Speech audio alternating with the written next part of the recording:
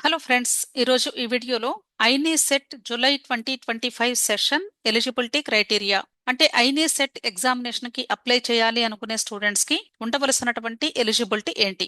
అయితే ఈ Ayni set examination ద్వారా ఏ ఏ కోర్సెస్ లో అడ్మిషన్ లభించవచ్చు, అలాగే ఏ ఏ టైప్ ఆఫ్ కాలేజెస్ లో మీకు అడ్మిషన్ లభించే అవకాశం ఉంటుంది. MT, MS, DM 6 years, MCh 6 years, MDS and MD hospital administration. ఈ కోర్సెస్ కి AIIMS New Delhi and other AIIMS colleges, JIPMER Puducherry, NIMHANS Bengaluru, PGIMER Chandigarh and SCTIMST Trivandrum ఈ కాలేజెస్ లో మీరు అడ్మిషన్ పొందే అవకాశం ఉంటుంది. ఇప్పుడు ఈ ఎలిజిబిలిటీ క్రైటీరియా ఏంటి అనేది ఒకసారి చూద్దాము.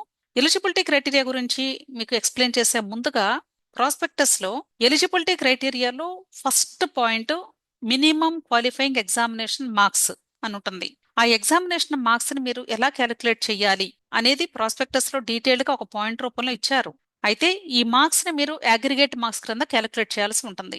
ఈ అగ్రిగేట్ మార్క్స్ క్యాలిక్యులేట్ చేసేటప్పుడు మీరు బేసిక్ డిగ్రీ ఎంబీబీఎస్ చదివారా లేక బీడీఎస్ చదివారా, మీరు చదివినటువంటి క్వాలిఫైయింగ్ ఎగ్జామినేషన్ లో ఫస్ట్ ఇయర్ నుండి లాస్ట్ ఇయర్ వరకు అంటే ఫైనల్ ఇయర్ వరకు టోటల్ థియరీ సబ్జెక్ట్స్ యొక్క మార్క్స్ ని క్యాలిక్యులేట్ చేయాలి. అవి అగ్రిగేట్ మార్క్స్ అంటే ఒకవేళ ఎవరైనా స్టూడెంట్స్ కి సప్లిమెంటరీ ఎగ్జామ్స్ కానీ ఉండుంటే అంటే బ్యాక్లాగ్స్ ఉండుంటే వాళ్ళు తప్పనిసరిగా ఆ ఎగ్జామ్స్ కూడా తర్వాత రాసి పాస్ అయి ఉంటారు. కాబట్టి మీరు పాస్ అయిన తర్వాత వచ్చినటువంటి మార్క్స్ ని మాత్రమే టోటల్లో కౌంట్ చేయాల్సి ఉంటుంది.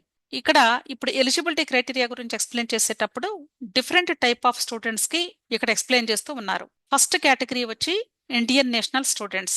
ఇండియన్ నేషనల్ స్టూడెంట్స్ కి ఖచ్చితంగా minimum qualifying marks MBBS or BDS course or equivalent examinations లో ఎస్సీ ఎస్టీ కేటగిరీ స్టూడెంట్స్ అయితే 50% మార్క్స్ ఖచ్చితంగా ఉండాలి. అలాగే general EWS and OBC category students కి 55% ఉండాలి. అలాగే ఒకవేళ పీడబ్ల్యూబీడీ కేటగిరీ సంబంధించినటువంటి స్టూడెంట్స్ అయితే అంటే పిహెచ్ కేటగిరీ సంబంధించిన స్టూడెంట్స్ అయితే వాళ్ళల్లో కూడా ఎస్సీ ఎస్టీ కేటగిరీకి 50%, అలాగే general EWS and OBC category వాళ్ళకి 55%. అంటే ఎటువంటి ఎగ్జామ్షన్ కూడా లేదు మార్క్స్ లో. అలాగే ఈ ఎంబీబీఎస్ కోర్స్ కంప్లీట్ అయిపోయిన తర్వాత కంపల్సరీ 12 years ఇంటర్న్షిప్ చేయాలి. ఆ ఇంటర్న్షిప్ మీరు 31st July 2025 ఆ డేట్ కంటే ముందు మీరు కంప్లీట్ చేసి ఉండాలి. సెకండ్ కేటగిరీ ఎవరు అంటే ఇండియన్ నేషనల్ స్టూడెంట్స్ లోనే స్పాన్సర్డ్ క్యాండిడేట్స్. ఒకవేళ ఏదైనా ఇన్స్టిట్యూషన్స్ స్టూడెంట్స్ ని స్పాన్సర్ చేస్తూ ఉంటే అంటే వీళ్ళు జాబ్ చేస్తూ ఉన్నారనుకోండి, స్టేట్ గవర్నమెంట్ లో కానీ సెంట్రల్ గవర్నమెంట్ లో కానీ అలాంటి ఇన్స్టిట్యూషన్స్ లేదా ప్లేసెస్ నుండి స్పాన్సర్ చేస్తూ ఉంటే ఆ స్టూడెంట్స్ కూడా ఖచ్చితంగా మినిమం మార్క్స్ అంటే నార్మల్ స్టూడెంట్స్ కి ఎలాగైతే ఉంటుందో స్పాన్సరింగ్ క్యాండిడేట్స్ కూడా అలాగే మినిమం మార్క్స్ కలిగి ఉండాలి. అంటే బేసిక్ క్వాలిఫైయింగ్ ఎగ్జామినేషన్ లో. అలాగే ఇంటర్న్షిప్ కూడా 31st July 2025 లోగా పూర్తి చేసి ఉండాలి. ఎక్స్ట్రా పాయింట్ ఏంటి అంటే ఎవరైతే మిమ్మల్ని స్పాన్సర్ చేస్తున్నారో ఆ స్పాన్సర్షిప్ సర్టిఫికెట్ ని కూడా అప్లికేషన్ పెట్టేటప్పుడే అప్లోడ్ చేయాల్సి ఉంటుంది. అంతేకాదు మీరు కౌన్సిలింగ్ అయిపోయి అడ్మిషన్ వస్తే ఒకవేళ అప్పుడు ఒరిజినల్ స్పాన్సర్ సర్టిఫికెట్ ని కూడా మీరు సబ్మిట్ చేయాల్సి ఉంటుంది. ఎక్కడైతే మీకు కాలేజ్ సీట్ అడ్మిషన్ వచ్చిందో ఆ కాలేజ్ దగ్గర. ఈ ఇండియన్ నేషనల్ స్టూడెంట్సే ఒకవేళ ఫారిన్ యూనివర్సిటీస్ లో కానీ చదువుకొని ఉంటే ఎంబీబీఎస్ లేదా బీడీఎస్ కోర్సెస్, ఆ స్టూడెంట్స్ కి మార్క్స్ ని అంటే ఎంబీబీఎస్ లేదా బీడీఎస్ కంప్లీట్ అయిపోయిన తర్వాత ఎఫ్ఎంజిఈ ఎంట్రన్స్ ఎగ్జామినేషన్ కంపల్సరీ వీళ్ళు రాయాలి. ఈ ఎఫ్ఎంజిఈ ఎగ్జామినేషన్ ని ఎన్బిఈఎంఎస్ వాళ్లే కండక్ట్ చేస్తారు. ఈ ఎఫ్ఎంజిఈలో వచ్చినటువంటి స్కోర్ ని బేస్ చేసుకుని ఈ ఐనీ సెట్ లో అప్లై చేసుకునే అవకాశం ఉంటుంది. ఆ స్కోర్ లో మినిమం అగ్రిగేట్ మార్క్స్ వచ్చి ఎస్సీ ఎస్టీ వాళ్ళకి 50% మార్క్స్, అలాగే remaining general EWS OBC category students కి 55, అలాగే పీడబ్ల్యూబీడీ కేటగిరీ స్టూడెంట్స్ కూడా సేమ్ ఇంతకు ముందు ఎలాగైతే అంటే నార్మల్ స్టూడెంట్స్ కి ఇక్కడ మినిమం అగ్రిగేట్ మార్క్స్ ఉన్నాయో అలాగే. అలాగే వీళ్ళ యొక్క ఇంటర్న్షిప్ కూడా 31st July 2025 కల్లా పూర్తయి ఉండాలి.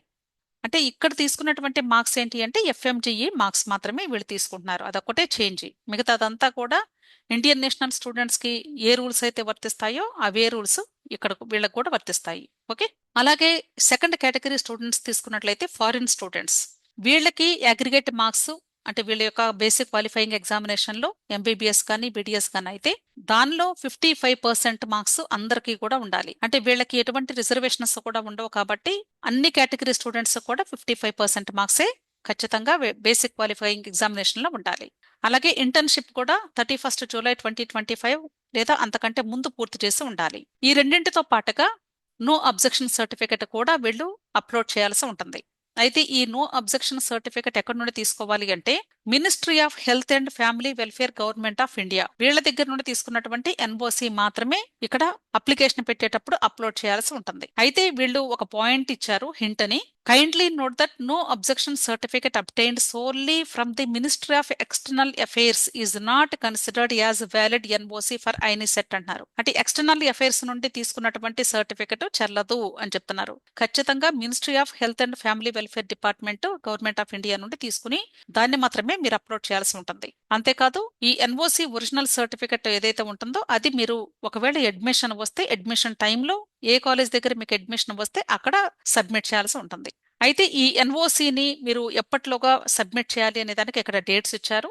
ఎన్ఓసి అలాగే స్పాన్సర్డ్ క్యాండిడేట్స్ అని ఇంతకు ముందు చెప్పాను. ఆ స్పాన్సర్డ్ క్యాండిడేట్స్ కి వీళ్ళిద్దరు కూడా ఈ సర్టిఫికెట్స్ ని మీరు మే 16వ తారీఖు సాయంత్రం 5 గంటల లోపు సబ్మిట్ చేయాల్సి ఉంటుంది. ఈ ఫారిన్ నేషనల్స్ ఖచ్చితంగా ఎన్ఓసి సర్టిఫికెట్ మీరు సబ్మిట్ చేస్తేనే అప్పుడు మాత్రమే మీకు ఎలిజిబిలిటీ ఉంటుంది. Next category overseas citizen of India OCI or PIO. ఈ కేటగిరీ స్టూడెంట్స్ ఖచ్చితంగా 4/3/2021 అంతకంటే ముందు పుట్టినటువంటి స్టూడెంట్స్ అయి ఉండాలి. అంతేకాదు వీళ్ళు ఓసిఐ కార్డుని 4/3/2021 కంటే ముందు తీసుకుని ఉండాలి. అంతేకాదండి, ఈ 4/3/2021 కంటే ముందు ఈ ఓసిఐ కార్డుని కలిగి ఉన్నారో ఆ స్టూడెంట్స్ ని ఇండియన్ నేషనల్స్ క్రింద కన్సిడర్ చేస్తాము అని చెప్తున్నారు. అంతేకాదు ఈ students open category unreserved seats for Indian nationals కేటగిరీలో మాత్రమే పార్టిసిపేట్ చేసే అవకాశం ఉంది అని చెప్తున్నారు. అంతేగాని they will not be eligible for consideration for seats for foreign nationals అంటున్నారు. ఫారిన్ నేషనల్ స్టూడెంట్స్ కి ఇచ్చినటువంటి సీట్స్ లో ఈ ఓసిఐ పిఏఓ కేటగిరీ స్టూడెంట్స్ కి ఎటువంటి పర్సెంటేజ్ ఆఫ్ సీట్స్ కూడా ఉండవు. కేవలము వీళ్ళు ఇండియన్ నేషనల్స్ కేటగిరీలో అన్రిజర్వ్డ్ కేటగిరీలో మాత్రమే ఓపెన్ కేటగిరీ క్రింద పార్టిసిపేట్ చేసే అవకాశం లభిస్తుంది. నెక్స్ట్ సెకండ్ పాయింట్ వచ్చి ఈ ఓసీఐ క్యాండిడేట్స్ ఎన్ఓసి తీసుకోవాల్సినటువంటి అవసరం అయితే లేదు. నో అబ్జెక్షన్ సర్టిఫికెట్ ఈ స్టూడెంట్స్ కి అక్కర్లేదు. కానీ ఈ ఓసీఐ కార్డు మాత్రం ఖచ్చితంగా అప్లికేషన్ పెట్టేటప్పుడు మీరు అప్లోడ్ చేయాల్సి ఉంటుంది. అలాగే ఇప్పుడు మీరు అప్లికేషన్ ఫిల్లింగ్ చేసేటప్పుడు అప్లికేషన్ ఫీ ఎంత అనేది కూడా ఇక్కడ ఇచ్చారు. General OBC candidates foreign national OCA sponsored applicant ఈ కేటగిరీ స్టూడెంట్స్ అందరికీ కూడా 4,000 రూపాయలు ఉంటుంది. అదే SC ST EWS category students అయితే 3,200 రూపాయలు పే చేయాల్సి ఉంటుంది. అదే పీడబ్ల్యూబీడీ కేటగిరీ స్టూడెంట్స్ అయితే నిల్ అన్నారు. అంటే ఎటువంటి అప్లికేషన్ ఫీ కూడా కట్టవలసినటువంటి అవసరం లేదు. క్లియర్? సో మీ అందరికీ కూడా అర్థమైంది అనుకుంటున్నాను. దయచేసి ఐనీసెట్ జూలై 2025 సెషన్ కి అప్లై చేసుకోవాలి అనుకునే వాళ్ళు first step registration and basic student information complete చేసుకోండి.